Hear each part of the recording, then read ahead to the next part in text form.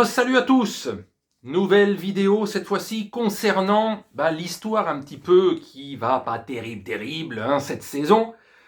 C'est Coman. Coman au Barça et le Barça tout court. Le club qui était depuis plusieurs saisons, de toute façon ça fait déjà 3-4 saisons que le Barça tient la route encore en Liga, sans être flamboyant, mais ils tiennent la route parce qu'ils sont régulièrement sur le podium, malgré qu'ils ne dominent plus véritablement la Liga, malgré la présence ces dernières saisons de Messi qui sauvait souvent la baraque par rapport au contenu du club. Mais là, on va dire que ce début de saison, c'est surtout sa façon de jouer. Ce que fait Coman.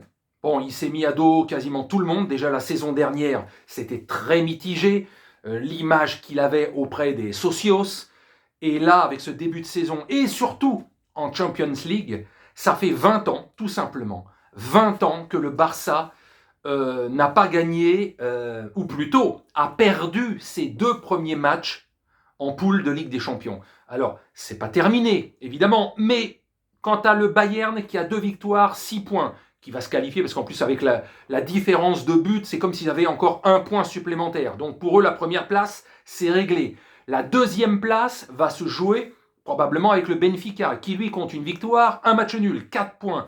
Le Barça, 2 défaites. Ils sont pour l'instant derniers de leur groupe en Champions League. La première fois depuis 20 ans qu'ils risquent de ne pas passer en 8e de finale lorsqu'ils sont en Champions League. Et comme ils y sont 9 fois sur 10 sur le podium en Liga et donc en Champions League, ça serait la première fois depuis 20 ans que le Barça n'irait pas en 8e de Champions League. Donc on arrive à un point où effectivement les changements doivent vite arriver parce que tu sens que ça ne suit plus. Ni l'entraîneur, ni les joueurs. Un petit peu comme ça arrive à Paris avec Tourelle, etc. Ou d'autres entraîneurs où tu te dis, tu es arrivé à un point, peut-être que l'entraîneur n'est pas mauvais parce que Coman a déjà fait de bonnes choses dans le passé, mais ça ne marche plus là, ça ne fonctionne plus. Donc ça ne sert à rien de continuer pendant 3, 4 mois, 5 mois.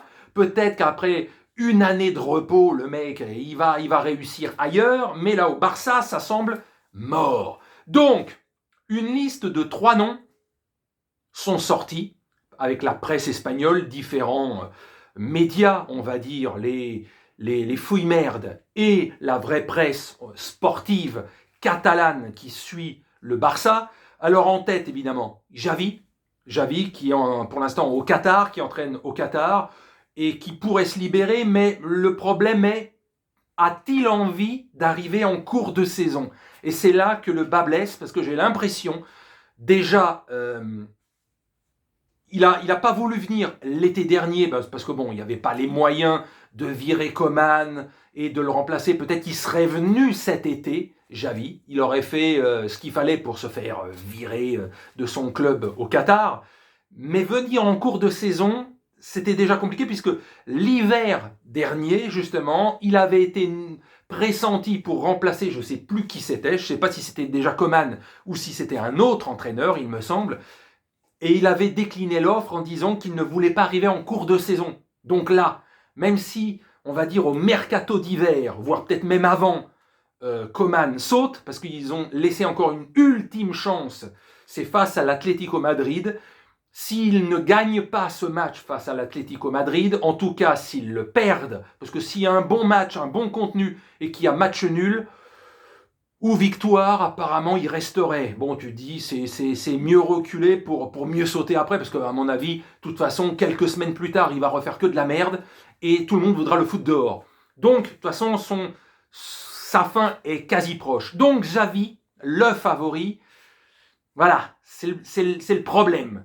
Le deuxième favori, c'est Roberto Martinez, l'actuel sélectionneur depuis quelques années de la Belgique.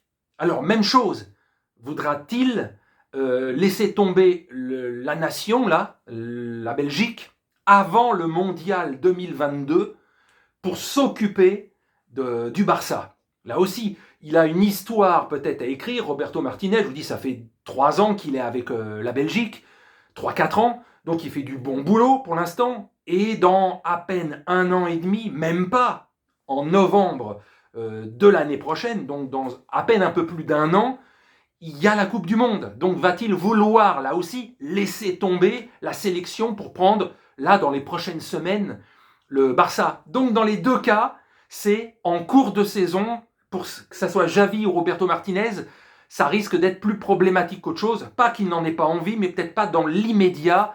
Ils veulent construire quelque chose de sérieux, l'un comme l'autre. Ils ont chacun leur petit projet à court terme, mais avant de se décider, ça va être un peu compliqué. Donc le troisième nom qui revient, c'est Marcelo Gallardo, qui actuellement est en Argentine et qui, lui, son contrat s'arrête au 31 décembre, là, à la fin de l'année.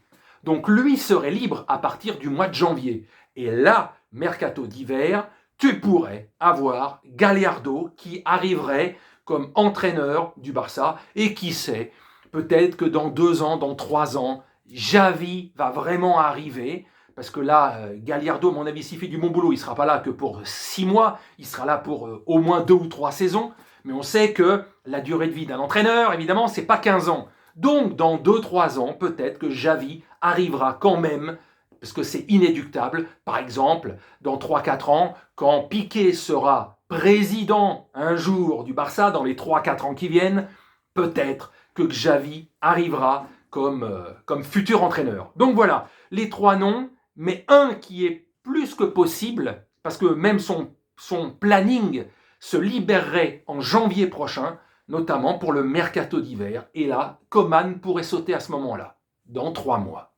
C'est long, mais c'est l'une des solutions les plus possibles, parce que les deux autres, je vous dis, l'un, il y a le mondial dans un peu plus d'un an, et je ne crois pas qu'il ait envie de laisser tomber la Belgique comme ça, ce que j'imagine, et Xavi, arrivé en cours de saison, alors qu'il aimerait préparer l'équipe pendant 3 semaines, 1 mois, avant vraiment les échéances de compétition de la Liga et de la Ligue des Champions, et pas arriver comme un cheveu sur la soupe. Mais bon, dans le foot, tout est possible. Xavi peut parfaitement, dans quelques semaines, changer d'avis et se dire ah, c'est pour l'honneur du Barça, je dois tout au Barça, ce qui n'est pas faux.